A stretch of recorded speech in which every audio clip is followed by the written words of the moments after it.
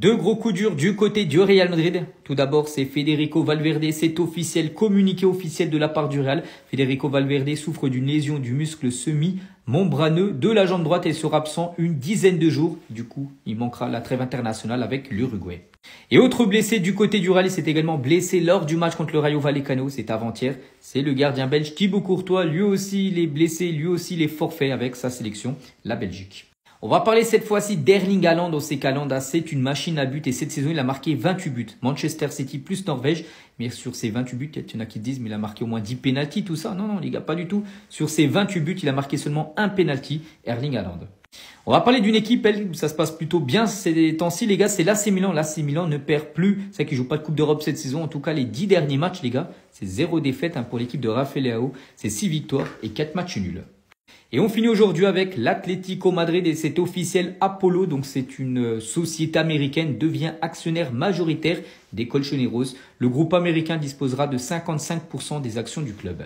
Vinicius, au bout d'un moment, faut vraiment qu'il arrête de se foutre de la gueule du monde. Ce club, c'est vraiment devenu une comédie. T'as son coéquipier qui rentre et il dit c'est quoi ce changement de merde, on n'a pas envie de gagner. Ça veut dire quoi ça? Après ça, t'as une séquence où il essaie de dribbler tout seul 4 joueurs du Rayo Vallecano, mais il perd la balle. Et Xabi Alonso, il est complètement énervé. Passe. Regardez bien comment la séquence elle va se finir. Bellingham redescend pour demander à Courtois de relancer au pied. Et par la suite, Courtois lui explique qu'il peut pas, en fait, il a pas de solution. Mais c'est ce qu'ils vont tenter de faire. On va tenter de première fois perdre 2 balles. Xabi Alonso, il est pas content parce qu'on n'arrive même pas à sortir de ballon. Asensio qui ne trouve pas de solution. Mais il va la trouver. Carreras qui essaie de trouver Vinicius. Guettez Vinicius, il fait quoi? À ce qui paraît, certains joueurs estiment que Xabi Alonso veut tout contrôler. Bien sûr qu'il a envie de tout contrôler, on n'a même pas le niveau pour faire des sorties de balles contre le Rayo Vallecano. Cadre agacé, staff inquiet, le modèle Xabi Alonso convainc moi en interne. Si c'est vrai, c'est des malades dans leur tête. Et pour couronner le tout, si le club devait choisir entre Vini et Xabi Alonso, le Real Madrid préférerait le joueur brésilien. En fait, commencez même pas à penser qu'il faut changer de coach pour trouver la solution. Si nos joueurs continuent à jouer comme s'ils étaient Messi, ils étaient Ronaldo, on va rien gagner du tout. Je doute très fort que nos joueurs respectent à 100% les consignes de Xabi Alonso, parce qu'aujourd'hui, tu peux pas me dire qu'un coach qui avait un jeu de passe incroyable avec le Bayer Leverkusen, qui a empêché le Bayern Munich de gagner pendant 3 ans en Bundesliga, est incapable aujourd'hui de trouver un système de passe pour faire des sorties de balles. Et c'est reparti pour un tour. En fait, entre Rodrigo et le Real Madrid, ça s'arrêtera jamais. Chaque semaine, il y a des nouveaux dossiers. Le Real Madrid, encore une fois, est ouvert à la vente de Rodrigo. Pendant tout le mercato de cet été, ça l'a envoyé au PSG, ça l'a envoyé à Arsenal ou encore au Bayern. Au final, il a décidé de rester au Real. Il pensait qu'il allait pouvoir se faire une place dans l'effectif de Xabi Alonso. Clairement, sa célébration au Kensimi, là, je crois qu'elle prend tout son sens. On ne voit plus du tout au Real Madrid. Il joue peut-être 10 minutes par match, il marque plus, il joue plus, il est invisible. Donc là, pour le coup, je sais pas quel club va vouloir le relancer, parce que la plupart, ils ont fait leur mercato cet été, et ils n'ont pas forcément besoin d'Eli actuellement. Et on voit que le Real Madrid, si Rodrigo part, ils veulent pas de prêt. Ils veulent absolument le vendre. Avec de la confiance, Rodrigo, ça peut être un très bon joueur de football. Et ça, on l'a déjà vu dans le passé, y a pas de souci. Mais son choix cet été de rester au Real Madrid, il était vraiment très mauvais. Parce qu'en quittant le club, il aurait eu du temps de jeu, il aurait eu la confiance dans le coach, et il aurait pu faire des dégâts. Alors que là, il tombe juste dans l'oubli, hein. Et ça, c'est dommage parce qu'il est vraiment très fort. Donc je sais pas quel club va vouloir le relancer, ou si c'est juste encore une phase avec le Real Madrid, parce qu'il y en a eu plusieurs, hein. Oh, il part, oh, il reste, on sait jamais où donner de la tête, et au final, il est toujours resté au Real Madrid. Donc on va voir pour la suite. Le problème, c'est qu'on disait la même chose l'année dernière avec Carlo Ancelotti, et qu'à un moment donné, bah, c'est peut-être pas l'entraîneur le problème. Pour ces mecs qui se prennent pour Cristiano Ronaldo, Sergio Ramos et Luka Modric. Mais vous avez cru que vous étiez qui? Vous êtes qui, frérot? Vous êtes personne, les mecs. Vous êtes personne. Vous l'aurez compris, hein, c'est la crise au Real Madrid. On s'en doutait un peu, mais ça y est, c'est dit. Entre le vestiaire et Xabi Alonso, ça va plus. Xabi et Vini, ça va encore moins. Ça commence même à regretter Carlo Ancelotti, le vieux père. Attendez, je vous briefe. Point numéro 1, il lui reproche de pas gérer les personnalités du vestiaire. Vous savez très bien de qui on parle. Oui, le mec qui est censé être dans l'axe, oui. Point numéro 2, à ce qui paraît à l'entraînement, il abuse. Excès d'informations, séance vidéo interminable. Bon, en même temps, avec Ancelotti, il doit y avoir un sacré changement. Carrément, Guetté commence à parler des entraînements. C'est un champ de mine. Alors moi, je vais vous répondre, hein. Vous êtes en train de tout mélanger. Déjà, tu nous dis que Carlo Ancelotti, je ne sais pas quoi, on lui reproche les mêmes choses. 17 avril 2025. Les joueurs du Real Madrid pensent qu'il n'y avait aucun plan tactique hier soir. Pour ce qui concerne Xabi, exigence extrême. Donc c'est les opposés déjà. De plus, les humains à qui tu t'adresses là en disant qui vous êtes, qu'est-ce que vous avez fait de Ligue des Champions, il a 25 ans.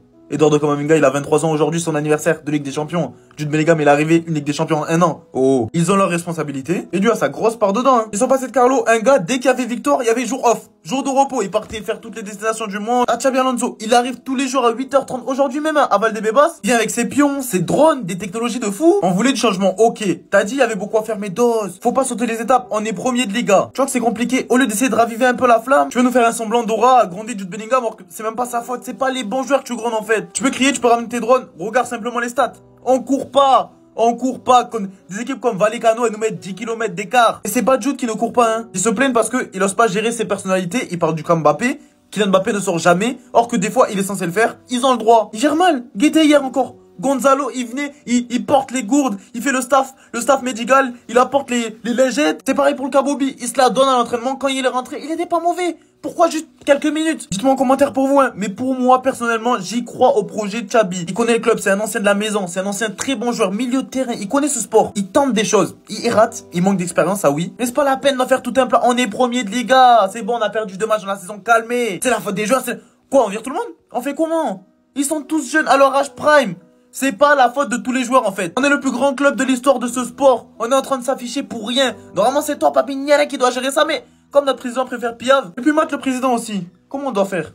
En fait, vous sur ce réseau, vous êtes tous des sorciers. Vous allez comprendre pourquoi je dis ça. Déjà, à quel moment vous ne voulez pas normaliser le fait qu'on peut supporter le Real Madrid sans être pour un tel joueur ou un tel joueur? Et lors de ma dernière vidéo, vous avez tout mélangé, hein. À quel moment j'ai dit que Xabi Alonso c'était le meilleur entraîneur du monde? À quel moment j'ai dit que Xabi Alonso, tous les choix qu'il faisait me convenaient? Et pour ceux qui me voient pas en live quand je commente les matchs, branchez-vous, hein. Je dis beaucoup de choses que je n'ai pas le temps de dire dans 15 000 vidéos. Comme par exemple le fait que la gestion Vinicius, pour moi, elle est calamiteuse. C'est factuel. La sortie de Vinicius, pour moi, contre le Barça, c'était pas possible. Il ne fallait même pas y songer. Je l'avais dit aussi lors du live, lors du Classico. Mais comme vous n'étiez pas là et que je ne passe pas 15 ans à en faire des vidéos, c'est pareil contre le Rayo Vallecano, là. Quand il nous fait ses remplacements de merde, là, contre le Rayo Vallecano, j'étais le premier à le dire en live. C'est quoi ces remplacements? Et je l'ai même dit dans mon débrief, là, la vidéo de débrief. Je l'ai dit aussi. Mais vous voulez refaire l'histoire à chaque fois. Dès qu'on ne va pas dans votre sens, dès qu'on n'est pas avec vous dans la guerre, Vinicius Junior contre Kylian Mbappé, ça ne vous arrange pas. Ou dès qu'on essaye de rétablir la vérité quand vous voulez dire des mensonges sur Vini